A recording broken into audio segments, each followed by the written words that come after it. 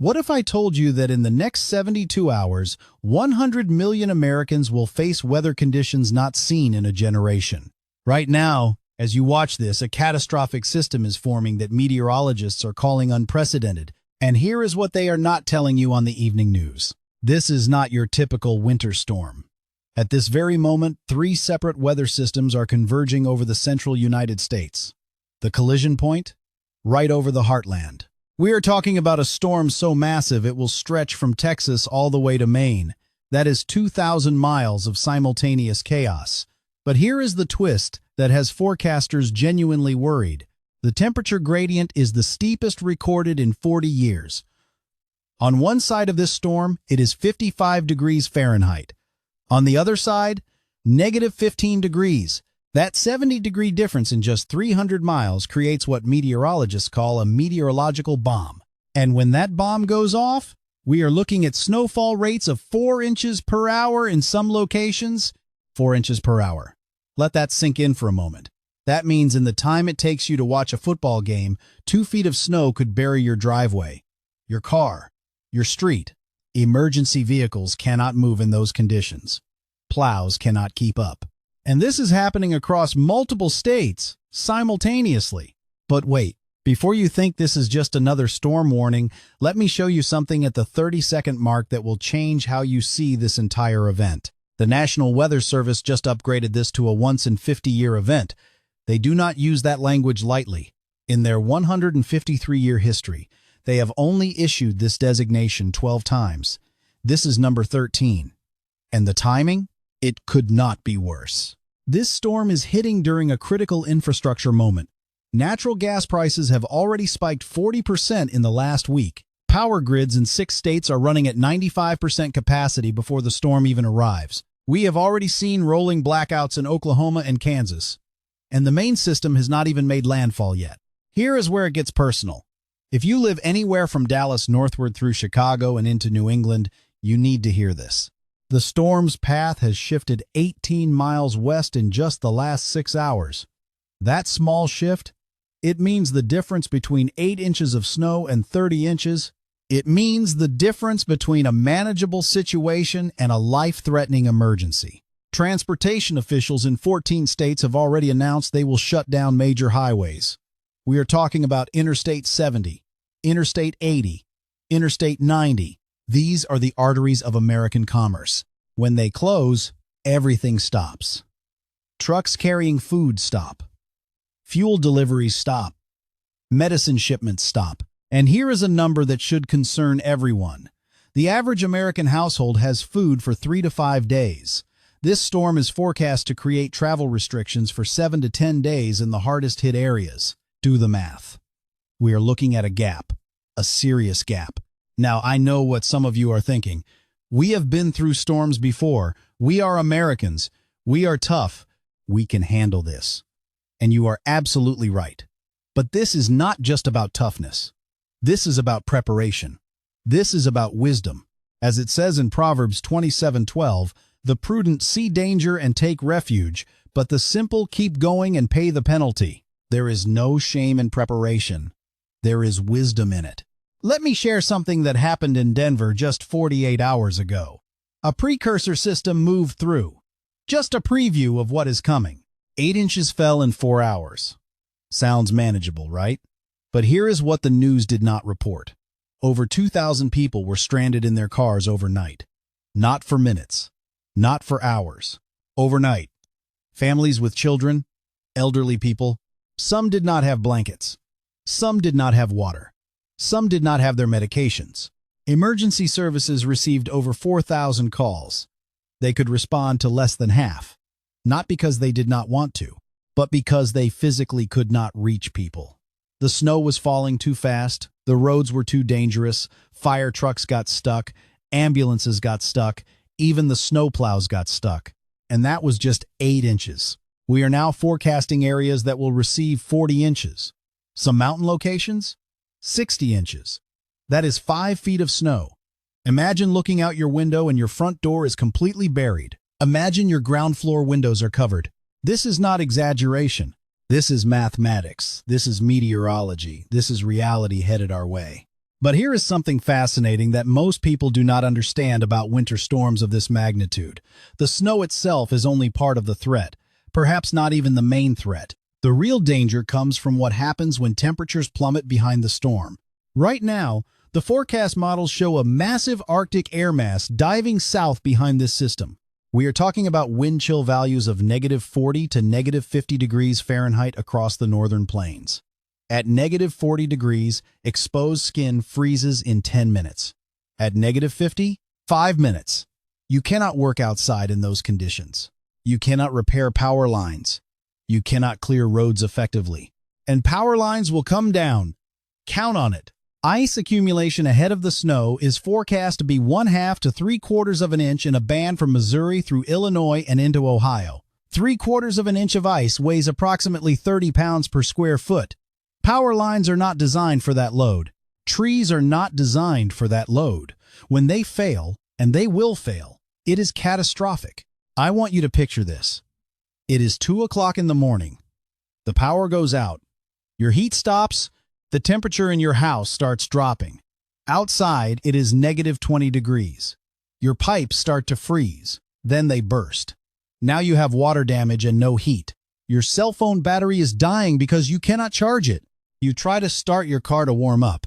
It will not start because the battery is frozen. This is not a hypothetical scenario. This happened to over 300,000 people in Texas just 3 years ago, and that was with temperatures only in the teens.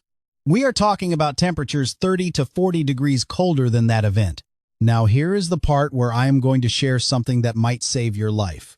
And I am being completely literal when I say that. At the 5-minute mark, just like I promised, here is the critical information you need. The Federal Emergency Management Agency has a 72-hour preparation protocol.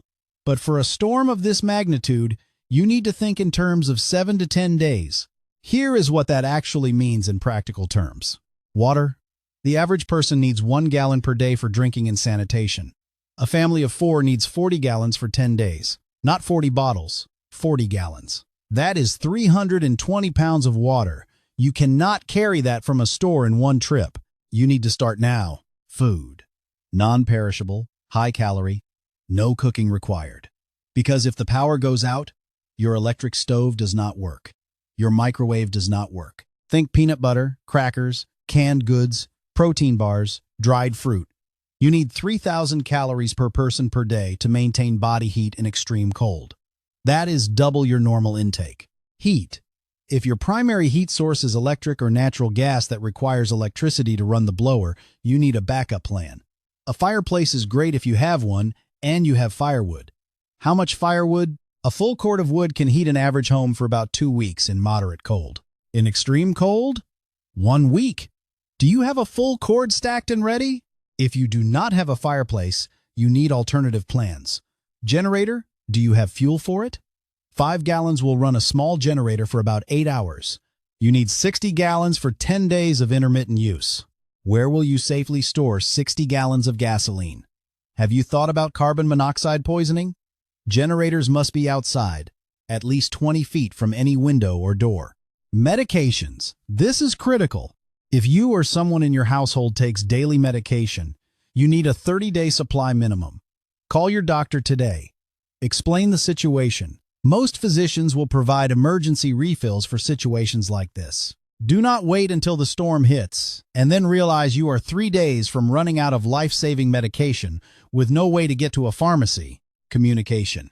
When cell towers lose power or get overwhelmed, your smartphone becomes a paperweight. Do you have a battery-powered radio? Do you have extra batteries? Not just for the radio, for flashlights, for any medical devices.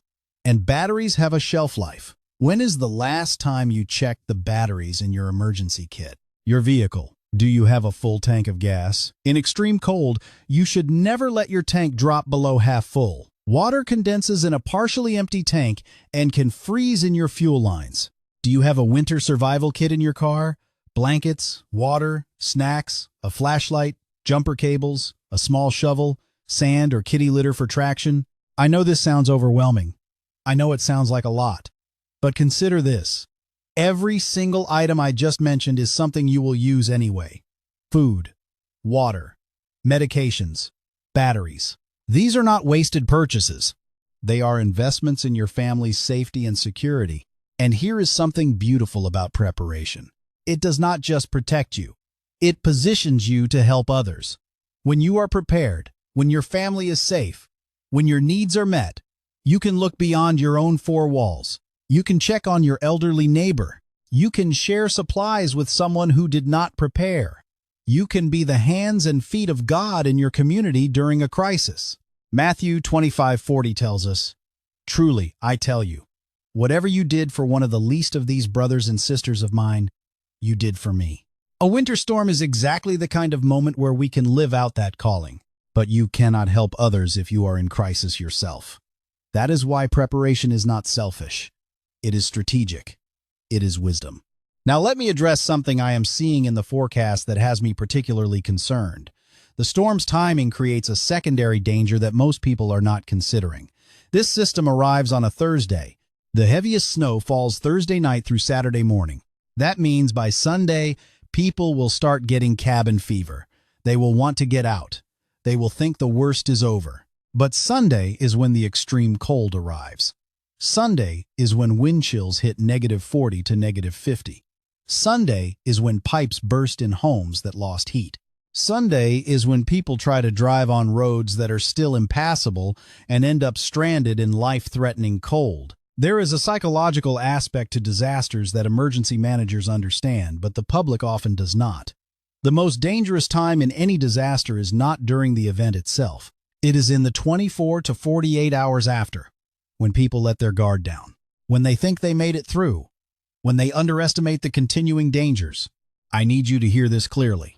If this storm hits as forecast, the danger period is not 3 days. It is 7 to 10 days. The snow will stop, but the cold will not. The roads will remain dangerous. The power outages will continue. The recovery will be slow. And here is why. Every utility company in the affected region will be responding to outages simultaneously. There are not enough crews. There are not enough bucket trucks. There are not enough transformers in warehouses to replace all the ones that will fail.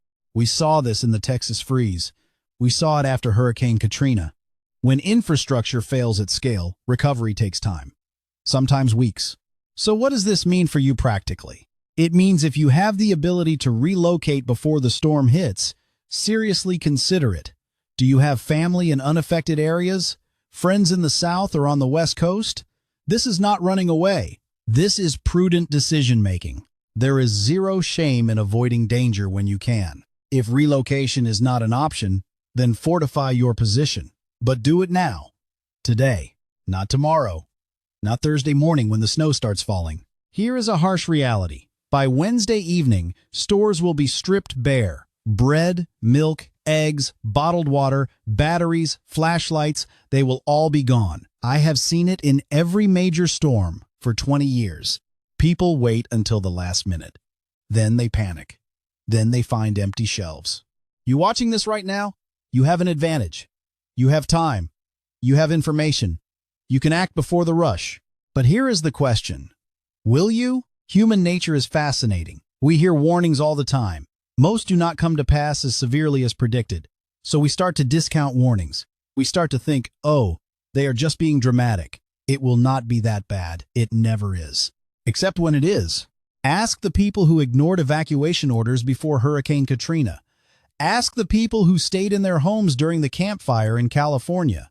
Ask the people who thought they could ride out the Texas freeze without preparation. The ones who survived will tell you the same thing. They wish they had taken the warnings seriously. They wish they had prepared better. They wish they had acted sooner. You have that opportunity right now, right this moment. You can choose to act on this information, or you can choose to wait and see. But understand, waiting and seeing is itself a choice, and it is a choice that carries consequences. Now, I want to share something with you that might sound strange in the middle of a weather emergency discussion, but I think it is important. I think it is actually the most important thing I can say. Times of crisis reveal character. They show us who we really are when the comfortable facade of normal life gets stripped away. They show us what we truly believe. They show us what we truly value. And here, is what I have observed over years of covering disasters. The people who handle crisis best are not necessarily the strongest or the wealthiest or the most educated. They are the people who have a foundation, a solid foundation that does not shake when circumstances shake everything else. For many people, that foundation is faith, a deep, genuine trust that even in the storm, even in the cold, even in the darkness, they are not alone, that there is a Creator who cares, who provides, who protects, not always in the ways we expect, not always in the timing we want, but in ways that, looking back, we can see were exactly what we needed. Psalm 46, 1-3 says, God is our refuge and strength, an ever-present help in trouble. Therefore we will not fear, though the earth give way and the mountains fall into the heart of the sea, though its waters roar and foam and the mountains quake with their surging. That is a promise. Not that trouble will not come, but that in the trouble, we are not alone. And here is the practical application. When you are prepared physically, you can rest spiritually. When you have done everything you can do with your hands, you can trust God with what only He can control. You cannot control if the power stays on, but you can have backup heat sources. You cannot control if the roads stay open, but you can have enough food stored. You cannot control the severity of the storm, but you can control your response to the warning. That is not fatalism. That is faith combined with action. That is trusting God and tying up your camel, as the old saying goes. So here's what I want you to do right now. Pause this video. Yes, right now. Go make a list. Physically write it down. What do you need? What do you have? What is the gap? Then make a plan for today. Not tomorrow, today. Go to the store. Fill your prescriptions. Get your supplies. Check on your neighbors, especially elderly ones who might need help preparing. And then tomorrow, execute the rest of your plan. Get your generator serviced, stack your firewood, fill your vehicle, charge your devices. By Wednesday night, you should be ready. Fully ready. Ready to shelter in place for up to 10 days if necessary. Ready to handle power outages. Ready to stay warm. Ready to stay fed. Ready to stay safe. And here is the beautiful part. Once you are ready, you can relax. You can watch the storm come without fear. You can even find some enjoyment in it. There is something almost magical about a big snow when you are warm and safe and prepared. The world gets quiet. Things slow down. Families spend time together. We remember what actually matters. But that magic only happens when you are prepared. When you are not prepared, it is just terrifying. Now, let me tell you about what is happening at the national level, because this matters. FEMA has pre-positioned resources in 8 states. That sounds good, right? It is. But here is the scale problem. They have enough supplies to support approximately 50,000 people for 72 hours. Remember that 100 million people number from the beginning? Even if only 1% of those people need FEMA assistance, that is 1 million people. The math does not work. This is not criticism. FEMA does incredible work with limited resources. But you cannot expect the government to save everyone. You have to be part of your own rescue plan. State governments are declaring emergencies, which allows them to mobilize National Guard units. That is also good. But National Guard soldiers are mostly part-time. They have civilian jobs. When you activate thousands of them simultaneously, you are pulling nurses out of hospitals, electricians off of jobs, mechanics out of repair shops. You are actually reducing some community capabilities even as you are adding emergency response capabilities. Again, not criticism, just reality. Just the complex web of cause and effect that happens in large-scale emergencies. The point is this: help will come, but it will be slower than you hope. Resources will be stretched thinner than you expect. You need to be ready to take care of yourself and your family for an extended period. And here is something else to consider. In our hyper-connected, just-in-time delivery world, we have become dependent on systems that are fragile. Your grocery store does not have a warehouse in back. They get deliveries every single day. When trucks stop rolling, shelves empty in 48 hours. We saw this during COVID. We will see it again with this storm. Pharmacies are the same way. Banks are the same way. Gas stations are the same way. Everything is connected. Everything depends on everything else. And when one system fails, others follow. This is not a conspiracy theory. This is just how modern logistics work. It is efficient right up until something breaks. Then it is catastrophically inefficient. So what do you do with this information? You build resilience. You create some independence. You make sure that for a limited period of time, you can function without the systems we normally depend on. Food, water, heat, medication, communication, those 5 things. If you have those 5 things covered for 10 days, you can weather almost any storm, literally and figuratively. Now, as we get close to wrapping up, I want to leave you with a final thought, a final challenge, a final encouragement. This storm is coming. That is not in question. The question is, how will you respond? Will you be the person who prepared, who helped neighbors, who stayed calm, who trusted God? Or will you be the person who panicked, who waited too long, who made the situation worse? You get to choose. And whatever you choose in the next 72 hours will determine your experience of the next 7 to 10 days. Choose wisdom. Choose preparation. Choose faith. Choose action. And then, when the storm hits, you can watch it with peace instead of panic. You can experience it as an adventure instead of a catastrophe. You can be a blessing to others instead of a burden on the emergency response system. One more thing before we end. I am going to be updating this situation every 12 hours as the storm develops. The next video will drop tonight at 8 p.m. Eastern Time. I will have the latest forecast models, the updated path, the revised snow totals, and specific guidance for each region. But here is what I need you to do. If this information was valuable, if it helped you understand the situation better, share it. Send it to your family. Post it in your community groups. Forward it to your elderly neighbors who might not see it otherwise. Information saves lives, but only if it spreads. And if you have questions, drop them in the comments. I will answer as many as I can. This community looks out for each other. We help each other. We prepare together. We weather storms together. That is who we are. That is what we do. So take a deep breath. Make your list. Execute your plan. Trust God. Help your neighbors. We have got this. Together, see you tonight at 8 p.m. with the next update. Stay safe, stay warm, stay prepared. And remember, the prudent see danger and take refuge. Be prudent. Be wise. Be ready. Before I go, let me address one more critical element that could mean the difference between discomfort and disaster. Your home heating system.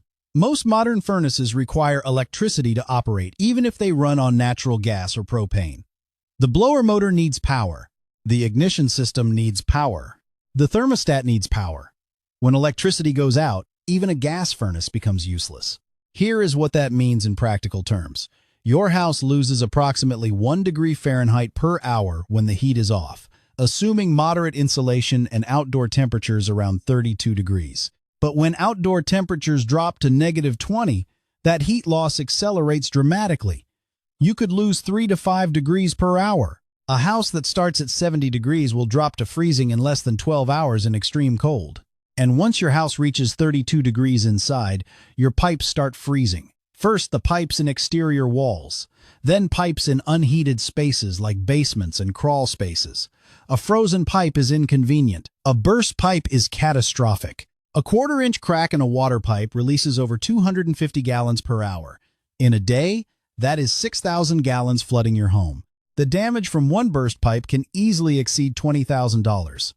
And that is if you can get a plumber to come out during a blizzard, which you probably cannot. So the water just keeps flowing, ruining floors, destroying drywall, damaging furniture, creating mold conditions that will plague your home for years. Prevention is simple but requires action now. Know where your main water shutoff is. Can you find it in the dark? Can you operate it? Some shutoff valves have not been turned in years and are seized up. Test it now. And if the power goes out for more than a few hours in extreme cold, shut off your water and drain your pipes. It is inconvenient, but it could save your home. Space heaters are another option many people consider, but they come with serious risks. Every winter, space heaters cause over 21,000 house fires in the United States. They account for 43% of all home heating fire deaths. The problem is simple. People place them too close to combustible materials. People leave them running unattended. People overload electrical circuits. If you use a space heater, follow these non-negotiable rules. 3 feet of clearance on all sides. Never run it while sleeping. Plug directly into the wall. Never into an extension cord or power strip. And only use it in the room where you are actively present. But here is the bottom line. A space heater can keep one room warm. What about the rest of your house? What about your pipes in other rooms? This is why a whole home solution is essential. This is why generators or wood heat or relocating are better options than trying to heat one room with a portable electric heater. I want you to think about this storm not just as a weather event, but as a test of your preparedness, a test of your community bonds, a test of your resilience, and yes, a test of your faith. When everything works, when life is comfortable, when the power is on and the heat is flowing and the grocery stores are stocked, it is easy to feel self-sufficient. It is easy to think we have got it all figured out. But storms remind us of a deeper truth. We are not as in control as we think.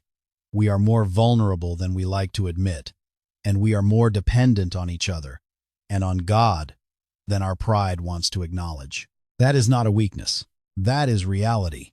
And recognizing reality is the first step to wisdom. This storm will pass. All storms do. But the lessons you learn, the preparations you make, the character you demonstrate, those things last. Those things shape who you become. Those things matter long after the snow melts. So, approach this storm as an opportunity. An opportunity to show your family that you can protect them. An opportunity to show your neighbors that you care about them. An opportunity to show yourself that you are capable of more than you thought. And an opportunity to trust God in a tangible, practical, real-world way. He has brought you to this moment. He has given you this warning. He has provided you with time to prepare. What you do with that time is up to you. Choose wisely. Act decisively. Trust completely. See you tonight at 8 p.m. with the next update. Stay safe. Stay warm. Stay prepared. Stay faithful. God bless you. God bless your family. And God bless America as we face this storm together.